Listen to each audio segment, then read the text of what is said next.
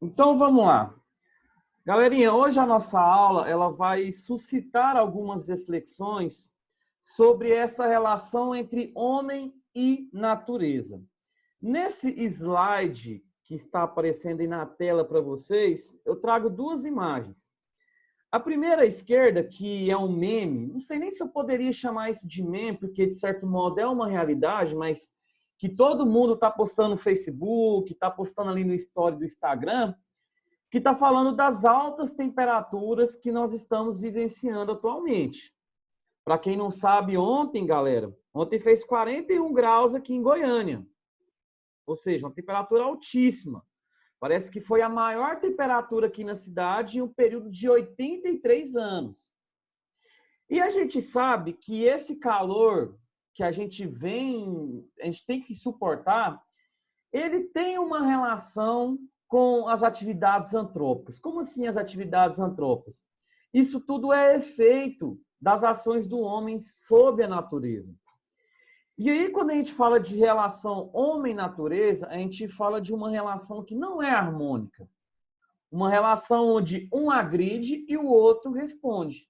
No caso, o homem vai agredir a natureza e a natureza vai responder com os impactos ambientais, que, de certo modo, causam muitas catástrofes para os seres humanos. Eu não sei se vocês chegaram a ver aquela notícia falando que existe uma área do país que vai sofrer fortes ondas de calor, onde há o risco de morte. Eu não sei se vocês chegaram É na a parte ver. nordeste. Exatamente, aqui no norte goiano também. E tudo isso tem uma relação antrópica. Então, a nossa aula de hoje, ela vai tentar levantar algumas reflexões sobre essa relação. À nossa direita, pessoal, nós temos o desastre de Brumadinho, que aconteceu no início do ano passado, em 2019, né, que causou mais de 300 mortes, acabou com o rio, que eu esqueci o nome, não sei se era o Rio Doce, não, o Rio Doce era o de Mariana. Mas, enfim, acabou com o rio que ali passava, e que também foi fruto dessa relação desarmônica. Então, o que a gente pode pensar nessa relação? Se a gente for pegar a história do homem, pessoal, desde os tempos pré-históricos, eles sempre estão intervindo na natureza. Ou seja, o homem sempre dependeu da natureza para a sua sobrevivência. Isso é fato, se você for considerar toda a história do homem até os dias atuais. Só que naquela época, essa relação ela não era tão tóxica, ela não era tão agressiva. Por quê? Porque aqueles homens pré-históricos, eles eram nômades, eles caçavam e colhiam os frutos apenas para sua subsistência. Então não tinha uma relação tão agressiva, não tinha um impacto natural tão forte. Porque que acontece? O homem chegava ali naquele determinado lugar, colhia ali os frutos para sua alimentação, e quando o fruto acabava, ele migrava para outra região em busca de novos frutos. Ou seja, ele respeitava o período de descanso daquela árvore. Ele não forçava como a gente força hoje. Porque, por exemplo, todo solo que serve de base para as plantações, ele precisa de um período de descanso. E hoje, por conta do lucro, da ganância, o solo não é respeitado, esse período de descanso. Só que naquela época, há milhares de anos atrás, isso não existia. Só que o que acontece? Com o avanço das civilizações, e a gente pode citar os gregos, os romanos, os mesopotâmios, houve então um aperfeiçoamento da agricultura e da pecuária, que é a criação de animais. E quando há o aperfeiçoamento das técnicas voltadas para o campo agrícola, e quando há a expansão da pecuária, o homem que antes era nômade, ou seja, ele migrava de um lugar para outro, sem precisar morar em um lugar, ele passa a se fixar no espaço geográfico. Por quê? Porque como ele aperfeiçoou as técnicas da agricultura, ele não precisava mais ficar migrando de uma região para outra. E a partir do momento que o homem ele deixa de ser nômade e passa a ser sedentário, passa a se fixar em um lugar só, ele passa a ter uma relação mais próxima com o ambiente que ele vive. que foi, então, as primeiras civilizações, as quais eu já citei anteriormente. E aí, com o passar dos anos, pessoal, as técnicas elas foram se avançando cada vez mais, porque as civilizações elas estavam crescendo cada vez mais, estavam ganhando um maior número de pessoas em suas sociedades.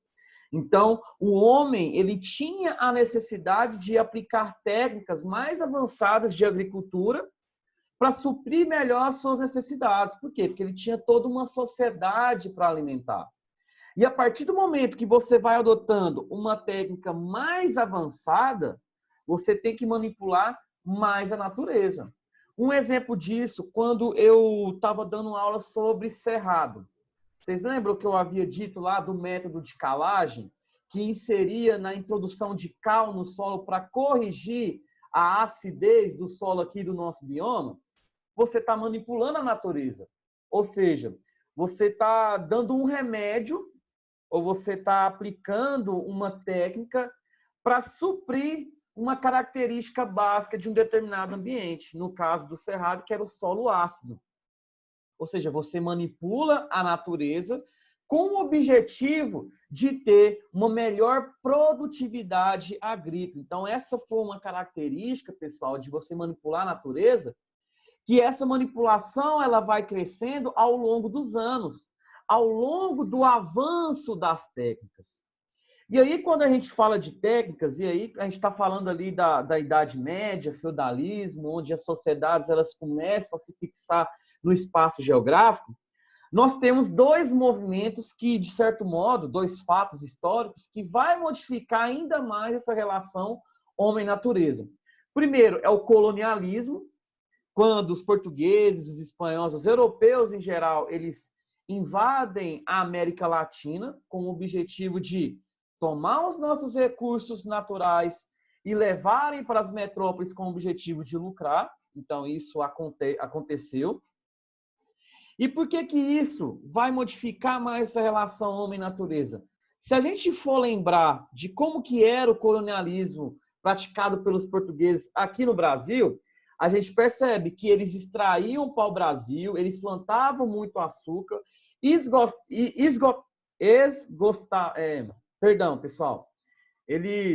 acabavam com o solo em razão de seu lucro. Por quê? Porque esse pau-brasil e essa cana-de-açúcar, no caso o açúcar que era transformado, ele ia para as metrópoles para ser vendido, ou seja, era uma relação de lucro.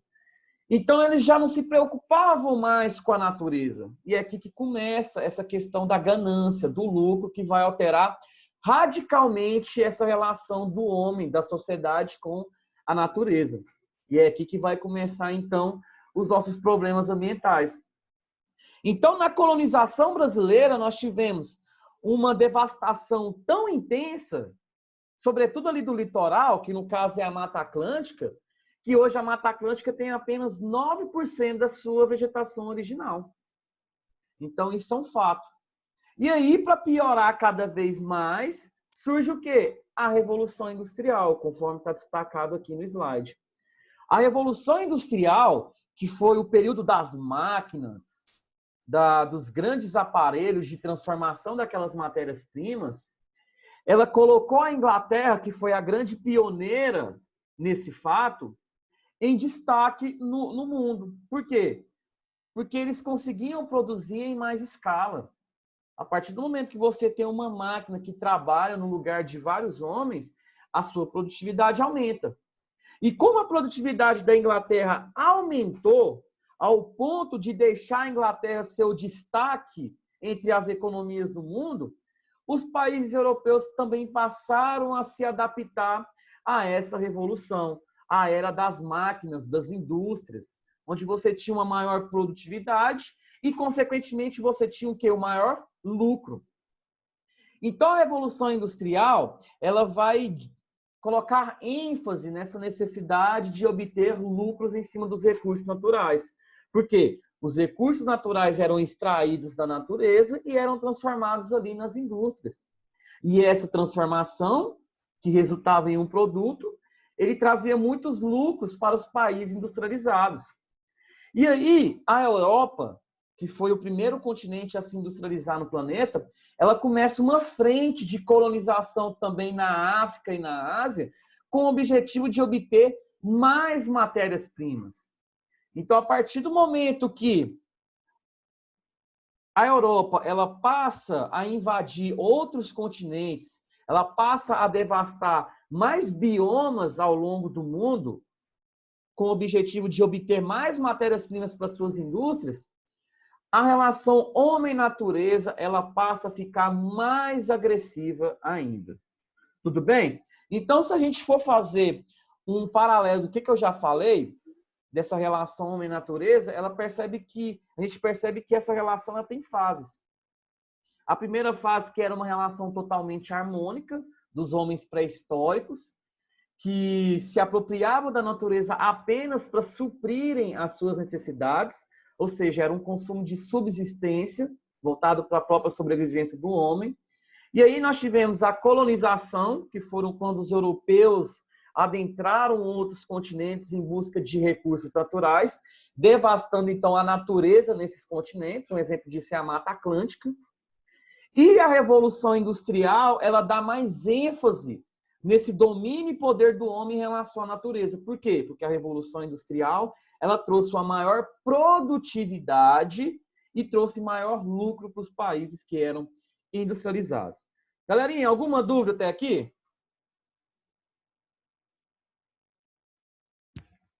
Alguém? Sim, professor. Agora eu esqueci. Tá claro, Pedro Paulo? Não, eu tenho uma dúvida sobre o que você falou no começo. Diga, pode falar. Não, pode, né? Eu esqueci. Fala, lembra aí.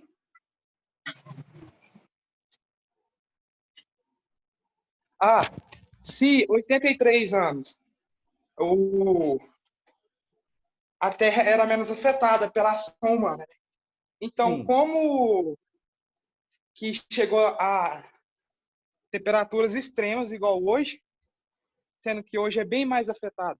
Ah, perfeito. Ô, Pedro Paulo, o clima, não sei se vocês lembram, a gente estudou os fatores climáticos, acho que foi no segundo bimestre, que tinham lá latitude, continentalidade, maritimidade, enfim.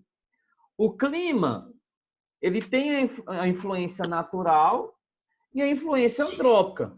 A influência antrópica, ela ajuda a intensificar as temperaturas, como está acontecendo hoje. A sua pergunta ela é até boa, ela é até provocativa. Por quê? Ué, professor, há 83 anos atrás, a gente não tinha essa intervenção tão forte do homem no planeta. O planeta ainda não sofria tanto esses impactos. Por que deu 41 graus? Provavelmente foi uma corrente marítima, ou é provável que tenha acontecido também uma massa de ar muito quente. Então, ao longo, se você for pegar ali, existe inclusive um site que pega as temperaturas médias anuais de cada ano. Ou seja, eles coletam as temperaturas de cada dia de um ano e vão fazendo médias. Se você for olhar de cada local, você vai ver essas anomalias. Só que era uma coisa muito isolada, acontecia assim de 10 em 10 anos, essas temperaturas altas, que era mais um fator natural. Agora, o que a gente está vendo hoje, essas altas temperaturas, é em razão do desmatamento que está acontecendo aqui no Brasil. Seja no Pantanal, seja no Cerrado, seja na Amazônia. Então, esse desmatamento ele está afetando fortemente nas nossas temperaturas, tá? Então, a sua surpresa de ter acontecido 41 graus há 83 anos atrás, ela é válida. Só que o que eu quero dizer para você é que a temperatura diária, ela sofre influência não só do homem, mas também ela tem uma influência natural com os fatores climáticos que a gente estudou no segundo bimestre. Tudo bem, Pedro Paulo? Espero que tenha resolvido aí a sua dúvida. E aí, pessoal, isso aqui são algumas imagens que simbolizam esse período de revolução industrial na Europa. Perceba, aqui à nossa esquerda nós temos as máquinas. Isso aqui eu acho que são teares que eram feitos para manipular fios, para transformar em roupas, tá? E à nossa direita nós temos aqui o surgimento da máquina a vapor, que foi um grande marco na história da humanidade. Por quê? Porque isso fez com que os transportes eles se otimizassem, que eles ficassem mais rápidos. Porque lembrando, antes do transporte de mercadorias, antes das máquinas, era feito por tração animal, ou pela carroça, melhor dizendo, tá?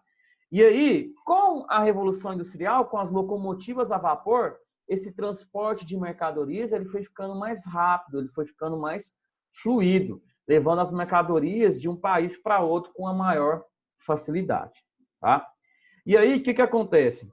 Conforme eu já havia dito, com a industrialização em massa que aconteceu na Europa e essa grande necessidade de obtenção de matérias-primas, de recursos naturais em outros continentes, houve um aumento também por fontes energéticas. Lembrando, no início da Revolução Industrial, a nossa fonte energética principal era o carvão.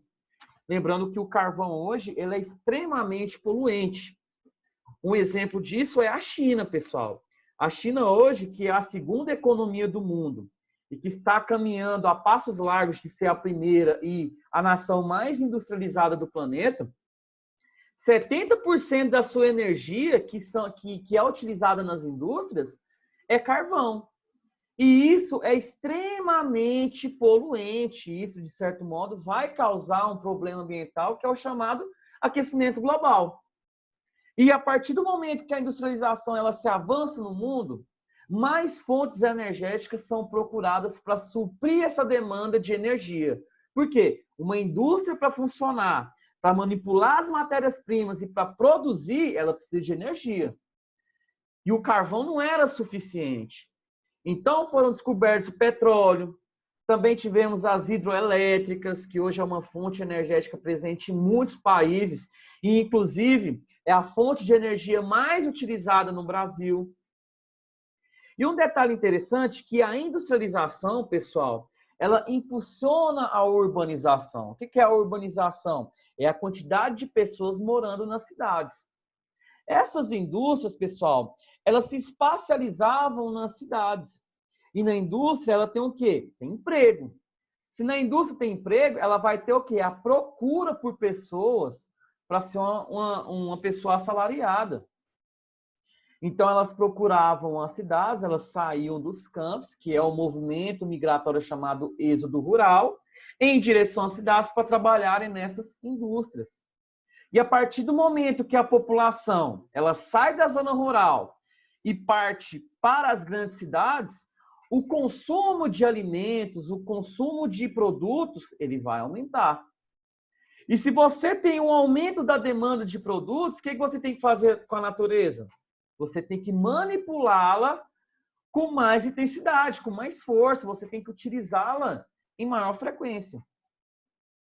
E toda essa industrialização e urbanização que vem acontecendo no mundo fez com que os problemas ambientais eles fossem acentuados por conta dessa ganância do homem, do lucro em explorar os biomas, os recursos naturais, o que vai causar uma grande desarmonia dessa relação natureza-sociedade.